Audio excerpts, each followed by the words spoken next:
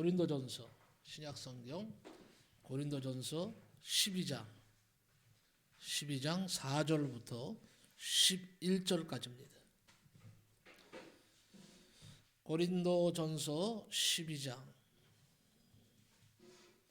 4절부터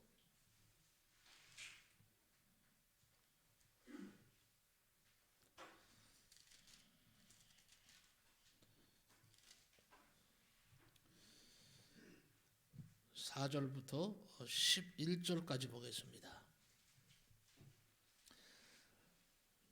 신약성경 278쪽 페이지수로 278쪽입니다.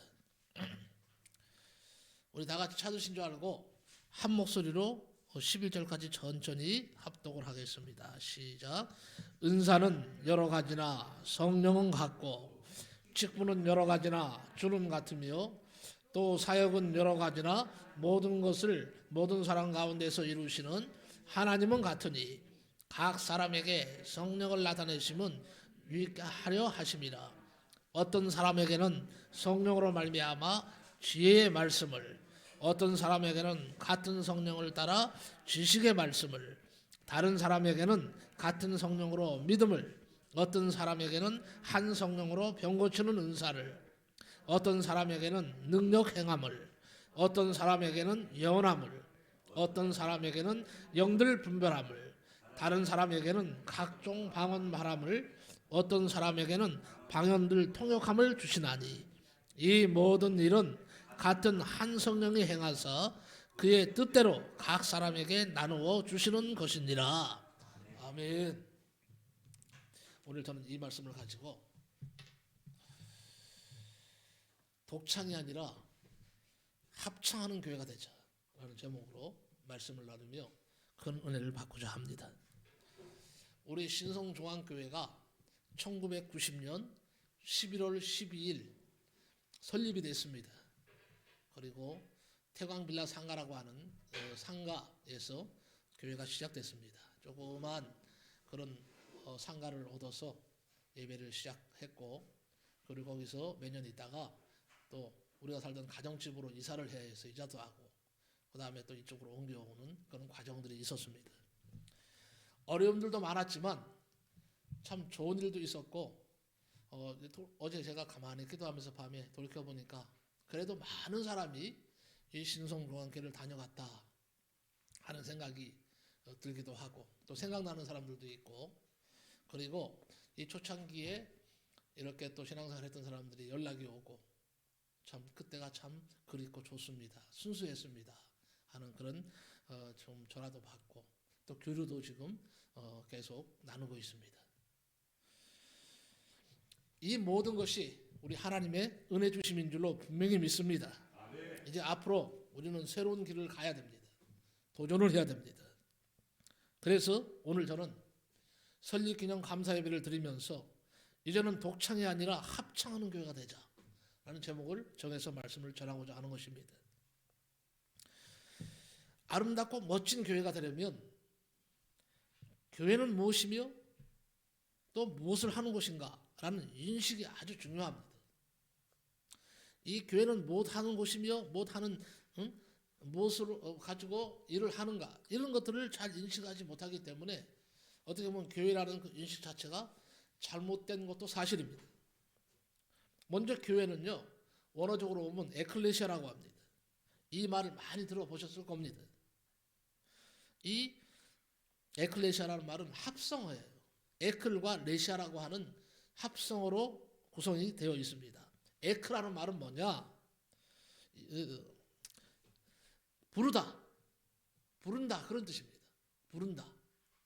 그리고 칼레오라고 하는 말에서 파생된 레시아인데, 칼레오라는 합성어로 밖으로 부르다, 밖으로 부름받다, 혹은 죄의 집단에서 새로운 곳으로 이동하다, 이런 뜻입니다. 한마디로 말해서 세상 밖으로 부름받아 주를 믿는 공동체 혹은 개인을 말하는 것입니다. 그런데 교회를 보이는 건물로 생각하기에 자꾸 성도들이 큰 교회를 찾아가는 것입니다. 어떻게 보면 작은 교회는 교회 취급도 못 받아요. 이게 한국 교회 지금 엄연히 현실입니다. 나타나고 있습니다. 작은 교회 가면 사람들이요 희생해야 되고 헌신해야 되고 헌금 많이 해야 되고 이런 것들을 생각합니다. 그래서 작은 교회를 무시합니다. 나는 여러분에게 진짜 주님이 원하시는 희생과 헌신을 생각한다면 작은 교회 가서 희생의 미랄이 되라고 감히 말하고 싶습니다. 지금 작은 교회는요 피를 흘리고 있습니다. 작은 교회는 지금요 생사의 갈림길에 있어요. 사람이 없어서 일을 못하고 있어요. 여러분, 큰 교회는 여러분이 아니라도 일할 사람이 얼마든지 있습니다. 그러나 작은 교회는 일꾼이 없어서 하나님의 일을 하고 싶은 마음은 굴뚝 같은데 할 수가 없어요. 물질이 없어서 고통받고 한숨 쉬고 있습니다. 지금 한국교회 제가 알기로 많은 분들이요 노동판에 가서 목사님들이 일하고 있습니다. 현실입니다. 그리고 택시 운전을 하고 있습니다.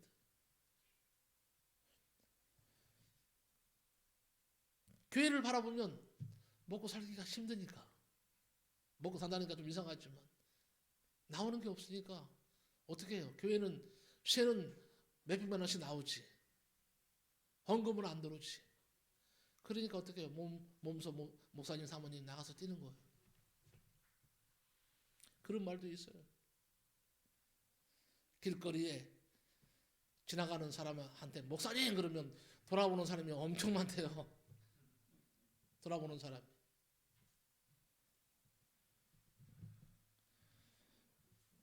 참 가슴 아픈 현실이죠. 우리는요 작은 교회를 살리는 하나님의 사람들이 되시기 바랍니다. 한국교회 풀뿌리가 어디서 나왔어요? 작은 교회에서, 농촌교회에서 나왔어요.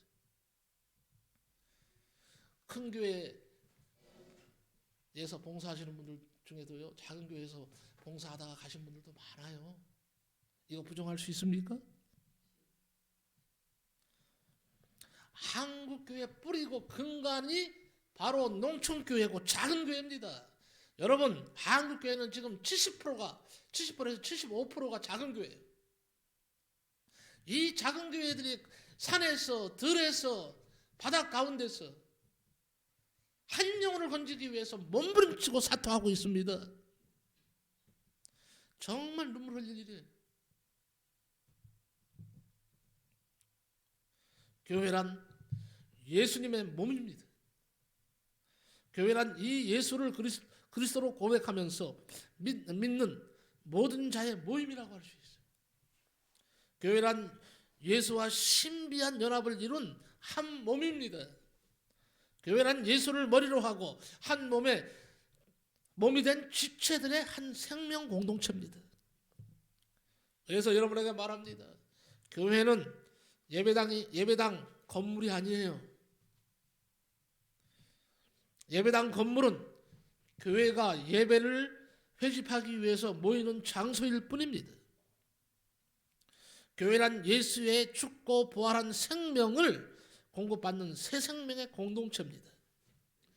교회란 허물과 죄로 죽었던 우리를 다시 살리사 아버지의 아들의 나라로 옮겨진 새 생명 공동체입니다.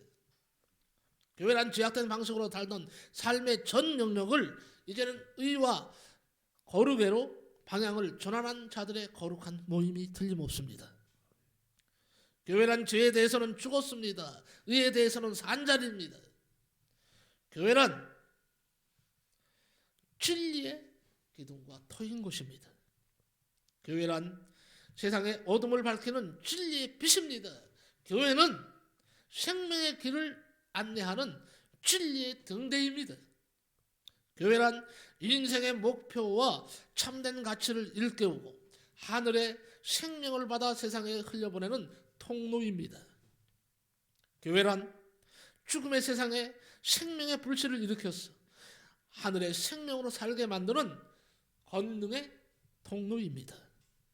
교회란 그리스도와 한 몸으로 연합되어 있기 때문에 언제나 어디에서나 그리스도의 생명으로 호흡하고 그리스도를 나타내야 합니다. 오늘 우리는 교회가 설립된 것을 기념하여서 감사 예배를 드리고 있습니다. 오늘 설교는 두 가지의 방향으로 메시지를 전할 것입니다. 잘 들으시기 바랍니다. 첫째는 독창하는 교회가 아니라 이제는 합창하는 교회가 되어야 한다는 것을 말씀드리고 싶고, 두 번째는 교회 성장의 7가지 원리를 통해서 신앙이 바르게 성장하고 교회가 가야 할 길을 제시하는 것입니다. 첫째, 독창이 아니라 합창하는 교회가 되자. 여러분, 독창 멋있잖아요. 독창하는 분 보세요. 성악가가 소프라노가 독창하는 거 보세요. 정말 아름답고 멋있죠. 그러나 합창은 더 멋있습니다. 저는 독창이 멋진 작품이라면 합창은 훌륭한 예술품이다, 이렇게 말하고 싶습니다. 여러 사람이 소프라노, 알토, 테너 그리고 베이스 소리를 합하여 내는 소리는 그야말로 예술이죠. 그런 의미에서 교회는 독창이 아니라 합창이 되어야 한다는 말이죠. 모두가 하나가 되어서 좋은 소리를 내는 곳이 교회가 되어야 됩니다. 발은요, 손이 아닙니다. 귀는 눈과 다릅니다. 코만 있는 사람이 어디 있습니까? 손만 있는 사람이 어디 있습니까? 상상할 수 있습니까? 발만 있는 사람은 인간이 아닙니다. 손과 발, 눈, 코, 입 모두가 하나가 되어서 그 사람이 되는 것입니다. 서로 다르다는 것은요, 큰 복이에요. 한때 서로 다르다는 이유 때문에 배척하고 괴롭히고 눈총을 주고 심지어는 무리해서 고립시키고 파멸시키기도 했습니다. 제가 중학교 다닐 때요, 흑인 친구가 하나 있었어요. 아버지가 흑인이고 엄마가 한국 여자예요. 그때만 해도 얼마나 놀림 많이 받았는지 몰라요. 그 친구가 흑인이라는 이유 때문에 따돌림 당하고, 친구가 괜히 지나가다 퉁머리 한 대 툭 때리고 가고 말이에요. 참 그런 시절이 있었어요. 그래서 저한테요, 캐시가 나 학교 다니기 싫어, 그럴 때가 여러 번 있었어요. 학교 다니기가 싫대. 그냥 집에서 혼자 공부하고 싶대. 얼마나 가슴 아프면 그러겠어요. 지금은 아니에요. 지금은 다문화 시대 속에 살고 있습니다. 분명한 것은 한때 서로 다르다는 이유 때문에 배척하고 괴롭히고 눈총을 주고 심지어는 무리해서 고립시키고 파멸시켰습니다. 그러나 이제는 인식이 달라졌습니다. 서로 다름을 인정하는 시대가 되었습니다. 그렇습니다. 너와 내가 다르다는 것은 얼마나 다행인지 몰라. 다 다른 이들이 다 같이 소리를 내어서 예술 같은 합창을 한다는 것이 아름다운 조화 아닙니까? 교회는 모든 성도가 아름다운 구성원입니다. 누가 낫고 누가 못하고 없어요. 교회 안에서는. 자, 그렇다면 합창하는 교회가 되려면 어떻게 해야 될까요? 몇 가지를 말씀드립니다. 첫째는요, 교인 전체가 함께 움직이는 교회가 돼야 된다는 거예요. 누구 한 사람에 의해서 누가 한 사람에 의해서 움직이는 교회가 아니에요. 이제. 교인 전체가 함께 움직이는 교회가 가장 아름다운 교회고 가장 하나님이 보시는 좋은 교회인 것입니다. 모두가 다 필요합니다. 바울은 말하고 있습니다. 눈이 손가락더러 너는 쓸데없다 하거나 또한 머리가 발더러 너는 내가 너를 쓸모없다 하거나 하지 못하리라 그랬습니다. 모두가 다른 것이기에 모두가 다 필요한 겁니다. 다 같으면 그저 그런 것이죠. 다 같으면 모두가 똑같다는 것은요, 그저 그런 것이지만 모두가 다르다는 것은요, 정말 필요한 것이라는 의미죠. 만일 집을 지을 때 기둥만 있으면 어떻게 집이 되겠어요? 기와만 있는 집을 우리는 상상할 수가 없습니다. 유리만 있는 집이 이루어질 수가 있습니까? 집을 지으려면 모든 재료가 다 필요하듯이 교회 안에는 모든 사람들이 다 필요한 것입니다. 성막으로 성령을 말한다는 책에 보니까 이 번제단에 5가지 보조기구를 소개하고 있습니다. 잠깐 소개하면 교회를 위해서 일하는 5종류의 교인으로 비유할 수도 있다고 되어 있습니다. 거기에 보니까 첫 번째가 죄를 담는 통에 대해서 얘기하더라고요. 죄를 담는 통. 번제단은 하나님께 드릴 번제물을 태우는 곳입니다. 고로 태운 죄가 많을수록 좋은 번제단이죠. 여기서 죄는 성도가 가지고 있는 문제를 말합니다. 태운 나무, 재물에 죄를 계속 놓아둘 수는 없습니다. 건강상으로도 안 좋고요. 성막이 지저분해집니다. 그래서 죄를 담아두었다가 집 밖에 버리는 통입니다. 죄 담는 통은 교회에서 무엇을 의미하는 것일까요? 교회 안에 못된 요소를 꼭 안고 있다가 혼자 어디로 갖다 버리는 아름다운 교인의 모습입니다.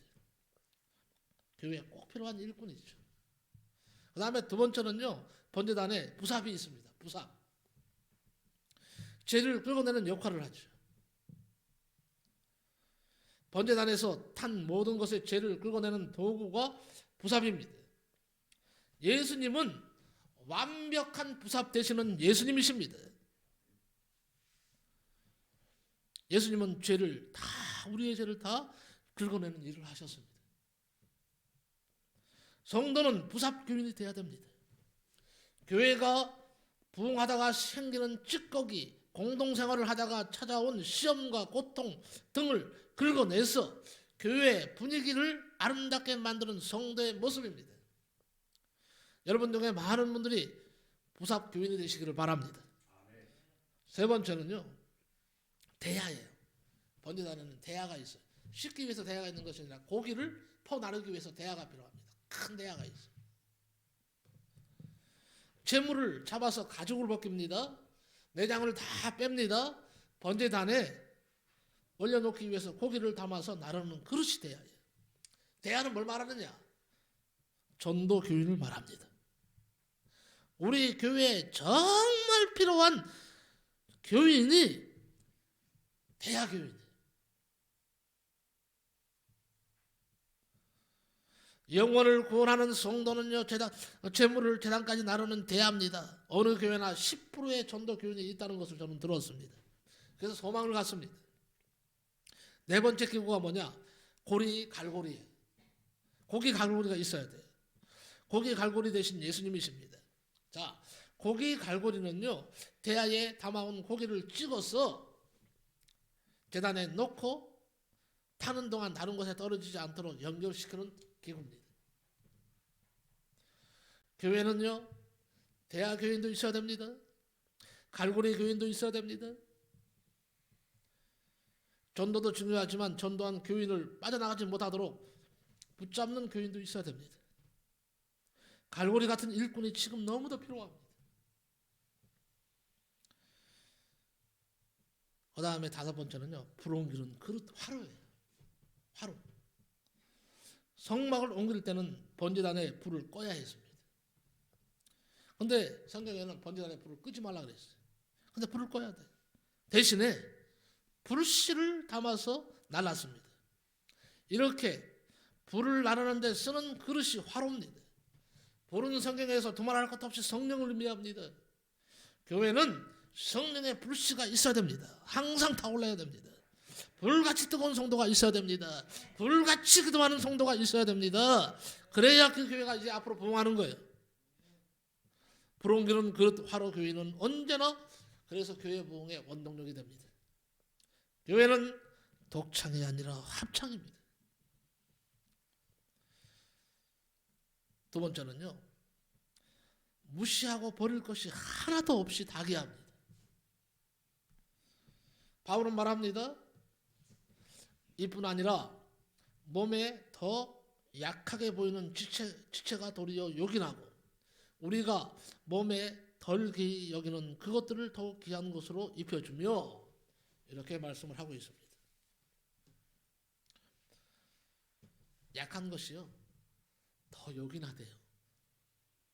덜 귀하게 보이는 것들이 더 귀하대요. 다시 말합니다. 다르다는 것은 귀하다는 것이죠. 손가락 5개가 다르다는 것은 일하기에 정말 편리하고 귀한 것이라는 것이 증명됐습니다. 선진국일수록 모든 것이 다양합니다. 미국에 가서 보면 얼굴 색깔들이 다 다릅니다. 차가 다 다릅니다. 머리 모양이 다 다릅니다. 그러나 한 명 한 명이 모두 다 귀한 존재입니다. 일본에 한때 자동차 회사가 큰 게 2가지가 있었어요. 일본에 자동차 회사 중에 니폰과 도요타라고 하죠. 2 회사가 있었어요. 그런데 니폰은 지금 없어졌어요. 왜 그런 줄 아십니까? 니폰이 실력이 없어서? 아닙니다. 먼저 도요타는요 지금 세계 굴지 회사가 됐어요. 그 이유가 무엇인 줄 아십니까? 니폰은 80%가 동경대를 졸업한 수석들입니다. 동경대를 졸업한 이들로 동질성을 가지고 있어요. 생각이 같아. 주장이 같아. 망하고 말았습니다. 참신성이 없고. 그런데 도요타는 반대입니다. 여러 대학 출신, 지방 대학 출신들이 다양한 인재들로 구성되어 있었습니다. 주장이 다르고 의견이 달라. 늘 싸우는 것 같아요. 이 사람들은 만나기만 하면 막 폭발할 것 같아요.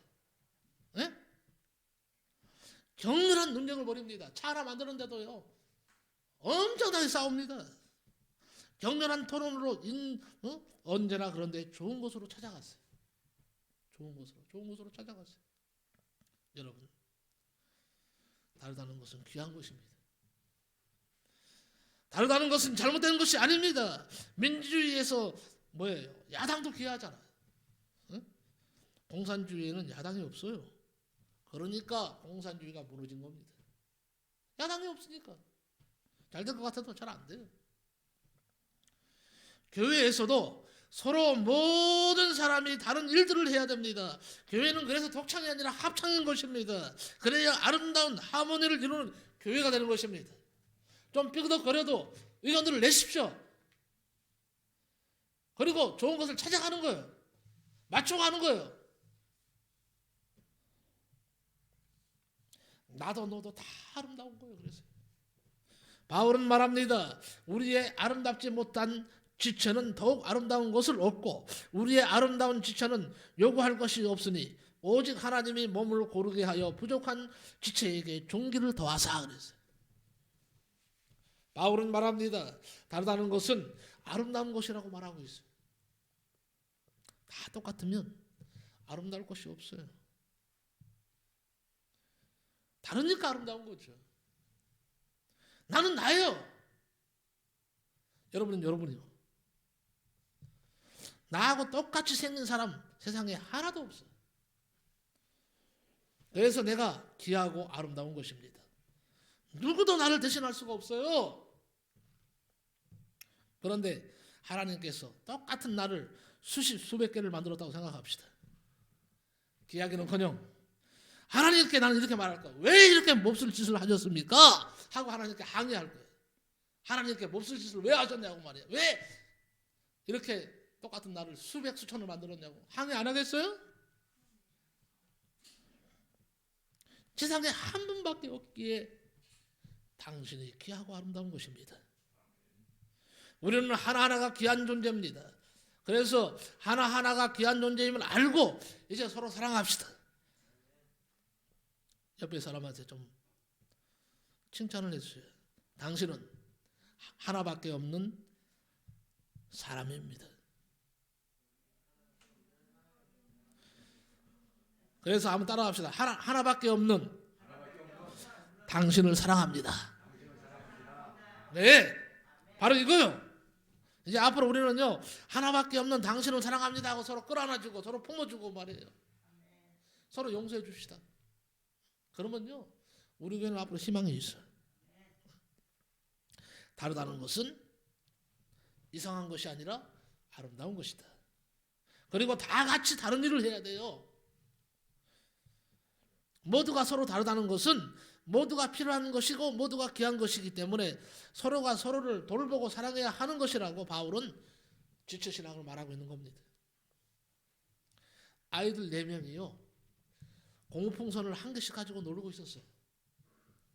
하나의 고무풍선이 그만 터져버렸어요. 그 아이가 울고 있어요. 가만히 보고 있던 다른 아이 하나가 자기 고무풍선을 하늘로 휙 날려버렸어요. 다른 아이가 또 보고 있다가 일부러 꼬집어서 터뜨려버렸어요.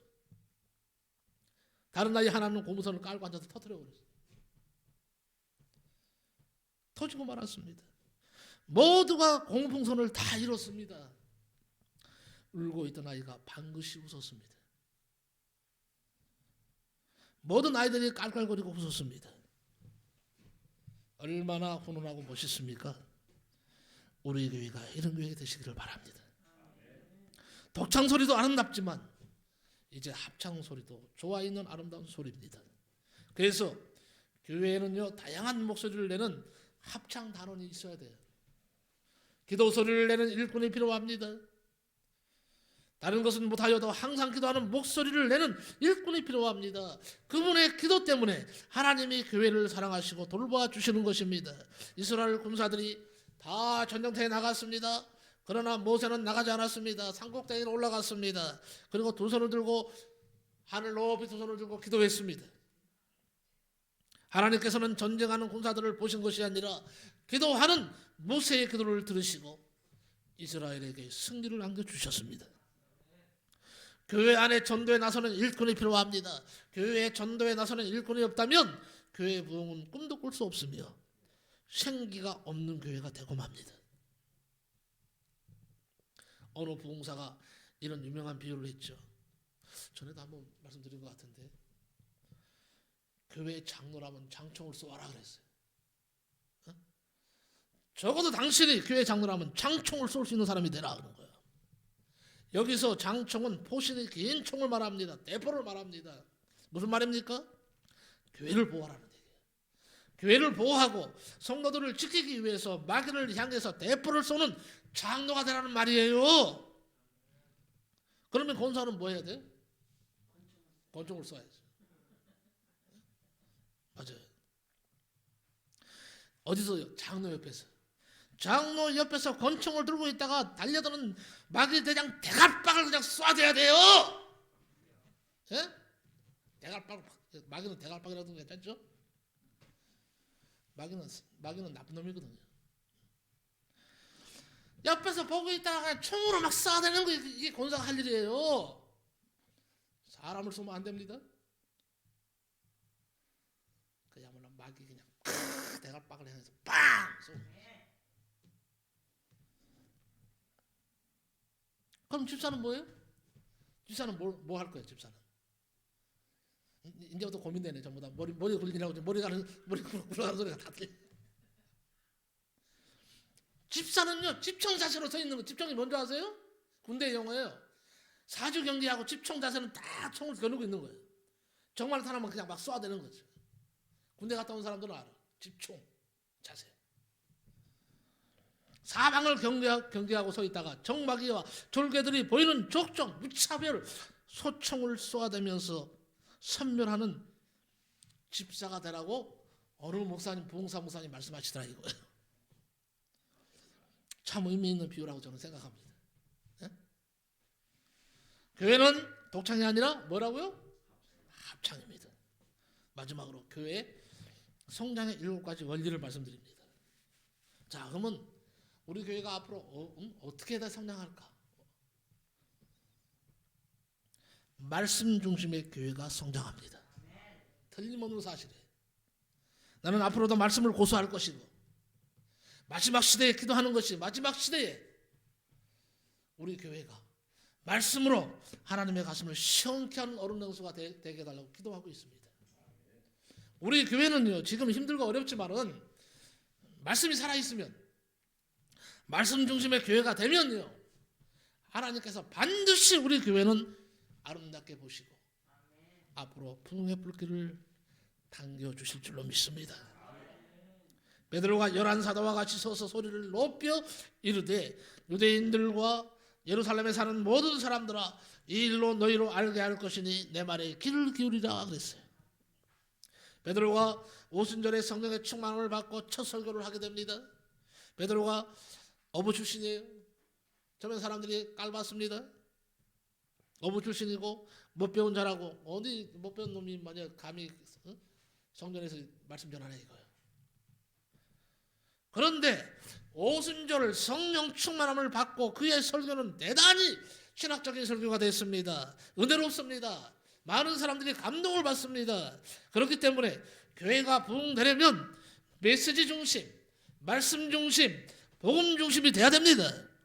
기독교는 말씀 중심이 있고 이적 중심이 있어요. 여러분, 이적 중심이 되면 좋겠죠.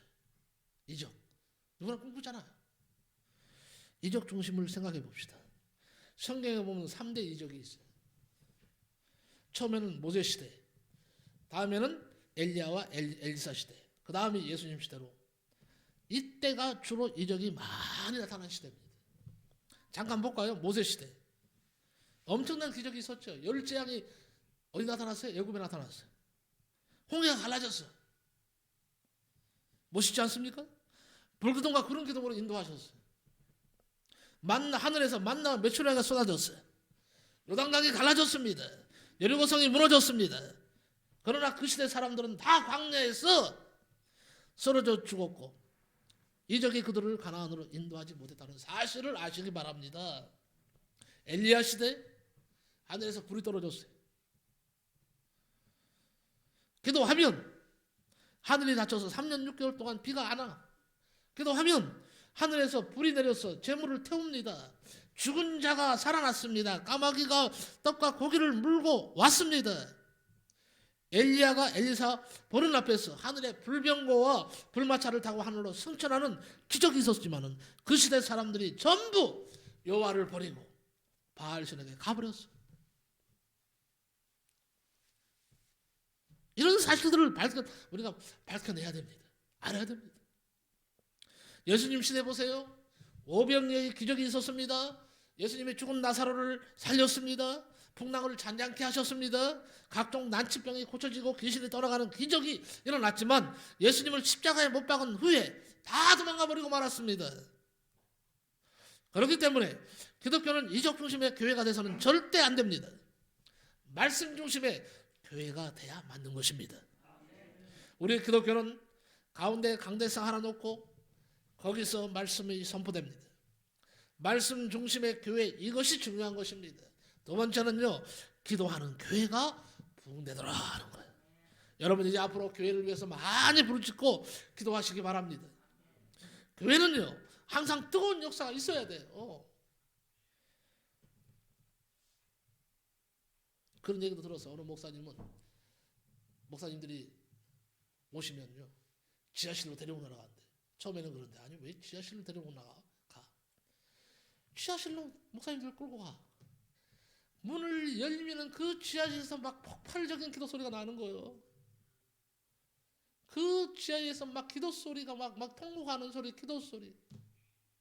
바로 저 소리 때문에 우리 교회가 부흥하는 겁니다. 말이 필요 없어. 그 광경을 보고 목사님들이 감동받고 돌아가서 우리도 기도하자. 그래서 기도 막 불을 일으키는 거예요. 세 번째는 그리스도의 사랑을 생활을 실천하는 교회가 부흥하더라 하는 거예요. 그리스도의 사랑을 생활로 실천하는 교회. 이제는요 말로 전도할 때가 아닙니다. 생활로 전도해야 한다는 것은 누구나 알고 있습니다.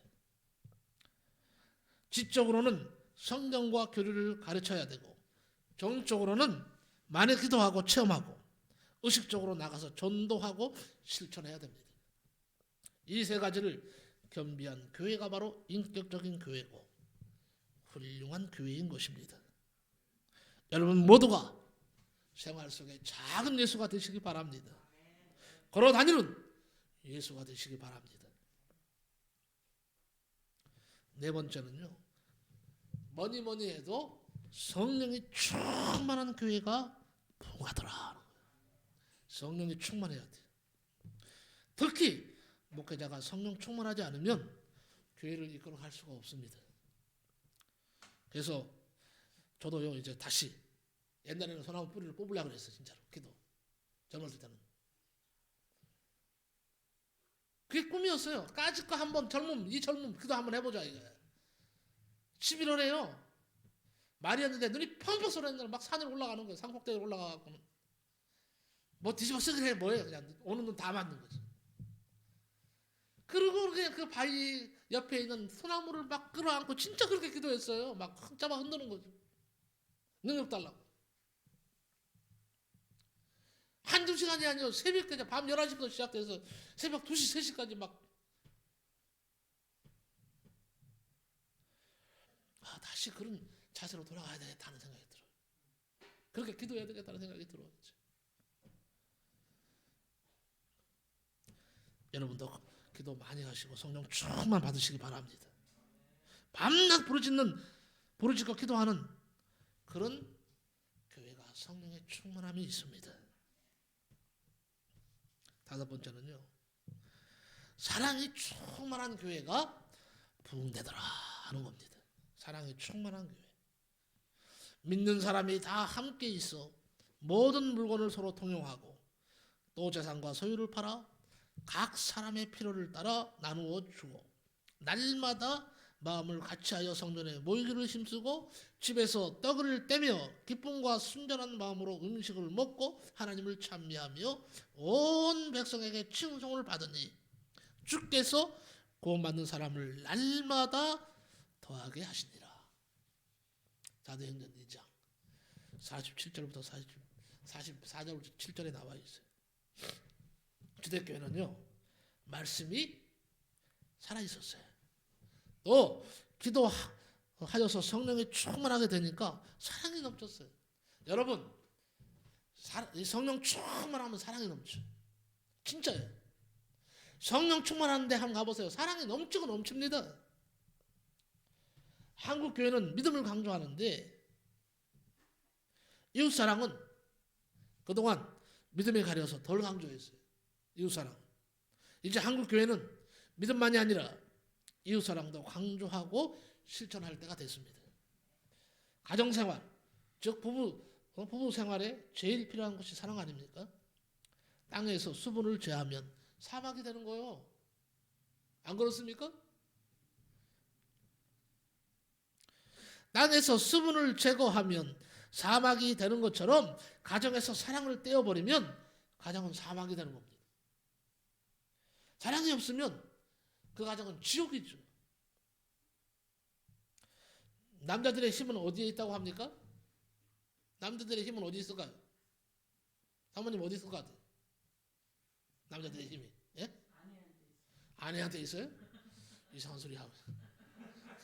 아내의 사랑이 필요합니다. 아니, 남자들의 힘이 어디서 나오냐 이거예요. 허리. 맞습니다. 허리. 네? 남자들의 힘은 허리에 있어요. 허리. 남자는 허리가 튼튼해야 돼. 그래야 가정을 잘 돌볼 수 있단 말이에요. 그럼 교회 사랑은 어디에 있어요? 교회의 힘은 어디에 있을까요? 사랑에 있는 거예요.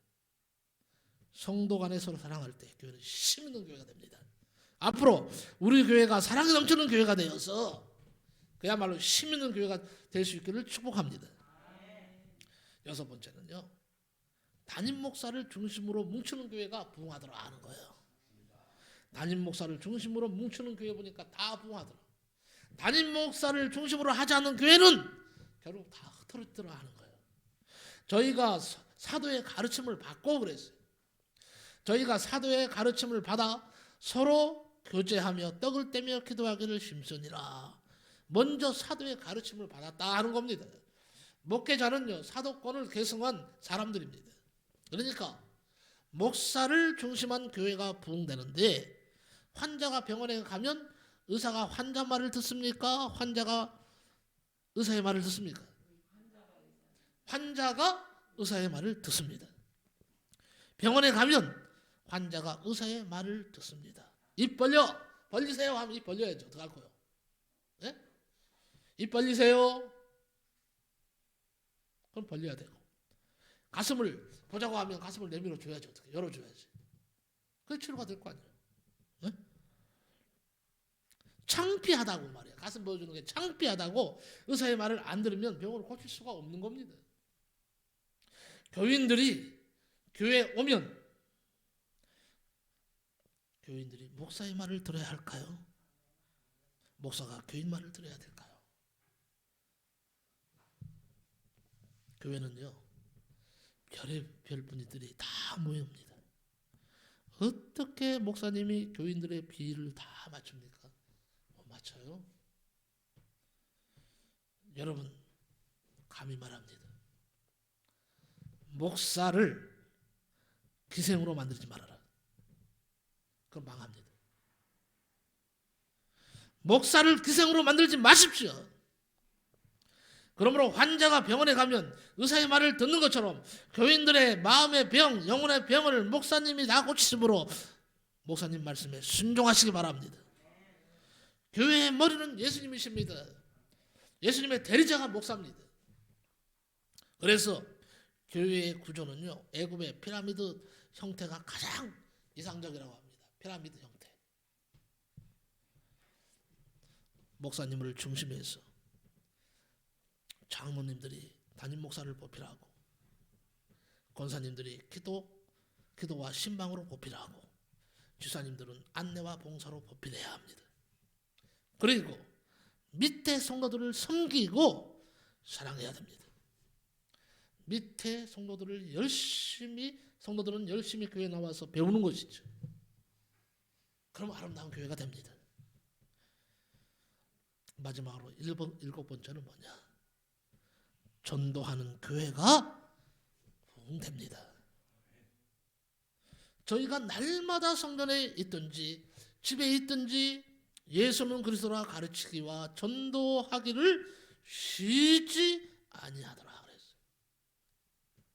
전도는 교회 부흥의 생명력입니다. 교회가 성장하는 동력이 됩니다.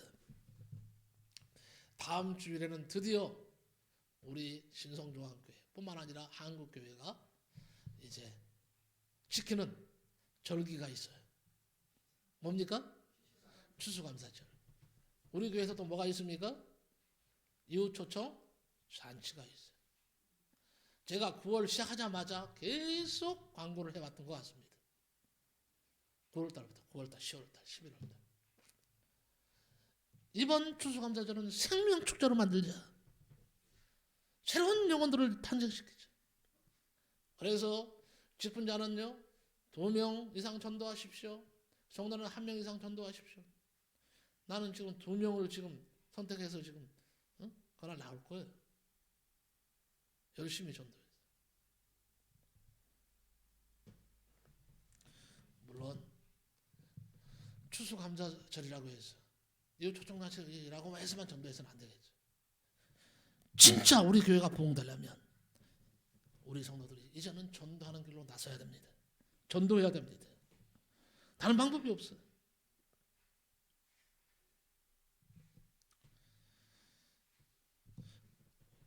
우리 믿는 사람들은요, 십자가의 군병들입니다. 구세군은요, 신학교를 뭐라고 그러는지 아세요? 구세군은 신학교를 사관학교라고 해요. 사관학교. 교회를 진영이라고 해요. 진영. 목사를 사관이라고 합니다. 사관.